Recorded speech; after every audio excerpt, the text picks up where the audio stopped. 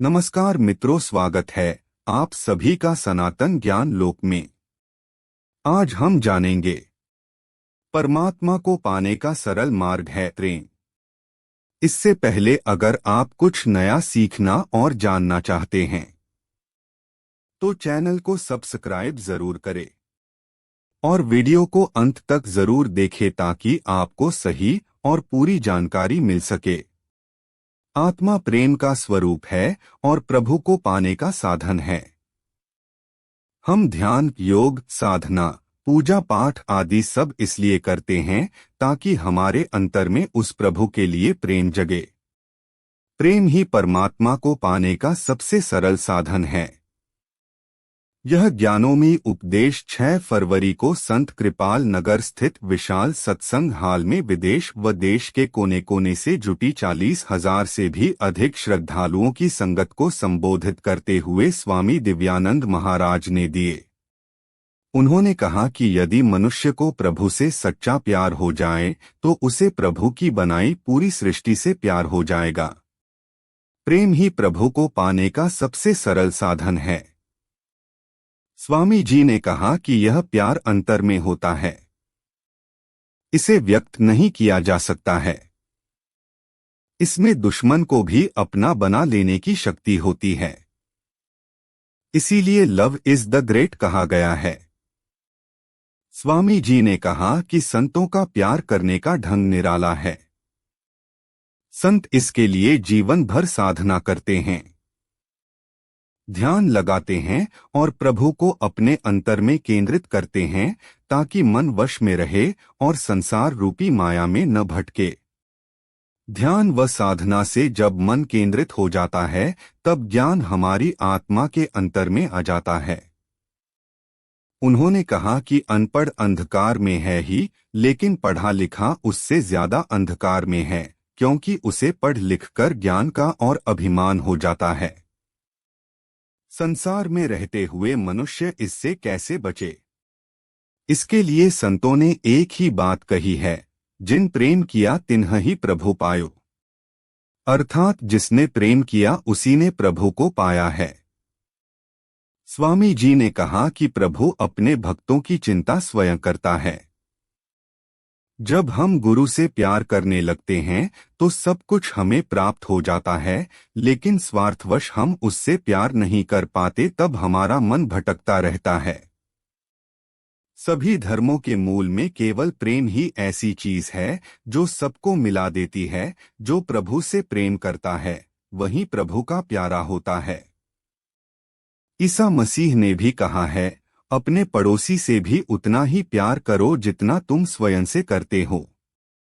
उन्होंने कहा कि परमात्मा प्रेम स्वरूप है और यह आत्मा उसी का अंश है, इसलिए यह भी प्रेममय है और प्रभु प्राप्त करने का रास्ता भी है। भगवान गुणवाचक शब्द है जिसका अर्थ गुणवान होता है। यह भग धातु से बना है। भग के 6 अर्थ है। 1 ऐश्वर्य, 2 धर्म, 3 श्री, 4 यश, 5 ज्ञान और 6 त्याग वैराग्य। जिसमें ये 6 गुण हैं वह भगवान है। कोई भी मनुष्य या देवता आदि भगवान नहीं कहे जा सकते हैं। यह शब्द केवल परमात्मा के लिए है। संस्कृत भाषा में भगवान भंज धातु से बना है जिसका अर्थ है सेवाया।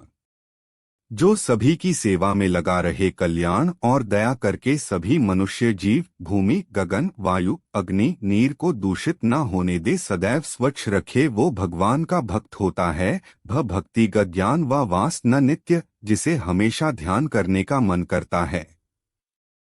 मुख्य रूप से भगवान का अर्थ भूमि, गगन, वायु, अग्नि, नीर जो एक प्राकृत को दर्शाता है। इसलिए हम कह सकते हैं कि प्राकृत हमारे भगवान है, जिससे हमें जीवन जीने का आधार मिलता है। भगवान वह हो सकते हैं जो सर्वशक्तिमान और सर्वमान्य हैं, जिन्हें संपूर्ण पृथ्वी के हर एक मानव स्वीकार करें। अगर हम किसी शरीरधारी को भगवान मानते हैं तो यह सर्वमान्य नहीं है, कोई भी धर्म इसे स्वीकार नहीं करती है, तो इस आधार से भगवान निराकार हैं। जैसा कि एक हिंदी गाने में वर्णन आता है, आँख ना जाने दिल पहचाने सुरतियाँ, कुछ ऐसी आँख बिना जो सब कुछ देखिए, कान बिना जो सब कुछ सुने। अब ऐसा मनुष्य तो हो नहीं सकता है, जरूर वह सर्वशक्तिमान ही होगी। तो मेरी मान्यता के अनुसार जैसा कि हिंदू धर्म में भी भगवान को कोई साकार रूप में, कोई आकर रूप में, कोई निराकार रूप में मानते हैं, निराकार के भी मानता है, जिसका प्रतीक शिवलिंग के रूप में हमारे संपूर्ण भारतवर्ष में 12 ज्योतिर्लिंग के रूप में मनाया जाता है। और क्रिश्चियन धर्म में भी ऐसा मानता है कि क्राइस्ट ने कभी भी अपने आप को भगवान नहीं कहा, उन्होंने कहा मैं भगवान का पुत्र हूँ। इस्लाम धर्म में भी उन्होंने माना है अल्लाह नूर है, जिसका की यादगार मक्का में अभी भी मुस्लिम भाई बहनें जाकर उस नूर का दीदार करते हैं। सिख धर्म में भी गुरु नानक देव जी ने कहा एक ओंकार निराकार, और भी अनेक धर्म में देखा जाए तो वह प्रकाश को, ज्योति को ही परमात्मा मानते हैं। और जब दुख दर्द होता था ऊपर वाले को ऊपर देखकर याद करते, नीचे देखकर याद नहीं करते हैं। इस अनुसार से देखा जाए तो परमात्मा निराकार हैं और वह धरती पर अवतरित होकर फिर से हमें सुख शांति संपन्न दुनिया में ले जाने के लिए आए हैं, जिसका आधार स्रोत सोर्स है प्रजापिता ब्रह्मा कुमारी ईश्वरीय विश्वविद्यालय, जहां पर राजयोग के द्वारा अपने जीवन की बुराइयों को छोड़कर अपने जीवन में दिव्य गुणों को धारण करके परमात्मा निराकार ज्योति बिंदु स्वरूप परमात्मा माँ के बताए गए मार्ग पर चलकर हम अपने जीवन को फिर से पति से पावन बना रहे हैं। परमात्मा धरती पर आ चुके हैं और फिर से वह हम सभी मनुष्य आत्माओं को सुख शांति संपन्न जीवन का वरदान दे रहे हैं। इस दृष्टि से यदि हम देखते हैं तो भगवान वितरागी, सर्वज्ञ और हितोपदेशी होना चाहिए, जो राग और द्वेष दोनों भावनाओं से मुक्त हो।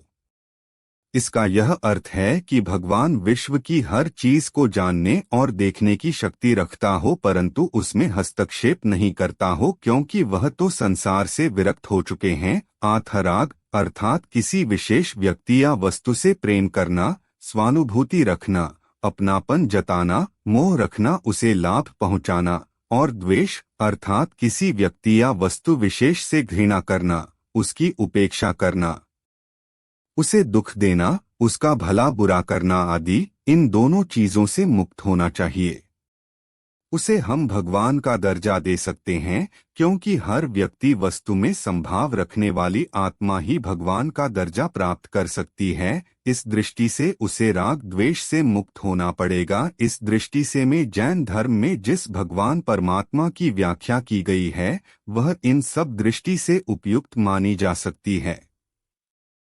जैन धर्म में विश्व की सर्वोच्च सत्ता के रूप में सिद्ध परमेष्ठी अर्थात निराकार रूप को भगवान का दर्जा प्राप्त है।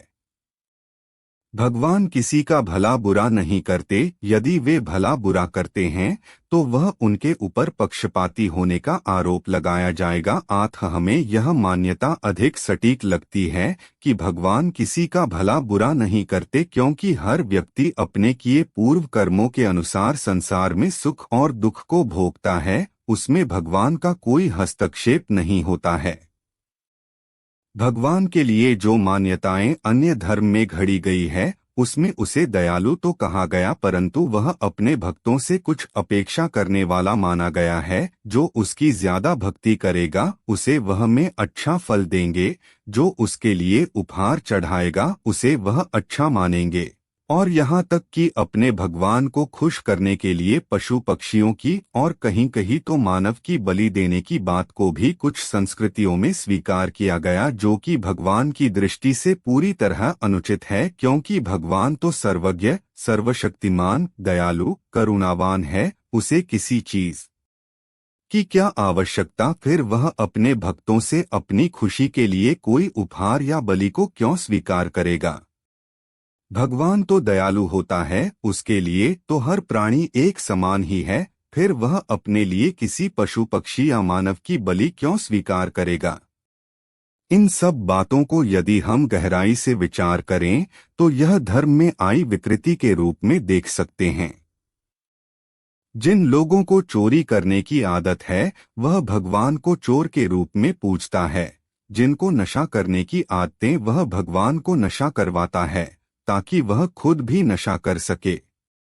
जिन लोगों को मांस भक्षण या मदिरा पान की छूट चाहिए तो वह पशु पक्षियों की बलि और भगवान को मदारा पान करने वाला बता देते हैं ताकि भगवान के नाम पर वह खुद इन चीजों को ग्रहण करें और उसमें लोगों उन्हें कुछ नहीं कह सके। यह सब तो विकृतियां मानव ने अपने फायदे के लिए मानव ने भगवान में गढ़ी है, जो कि पूरी तरह अनुचित है।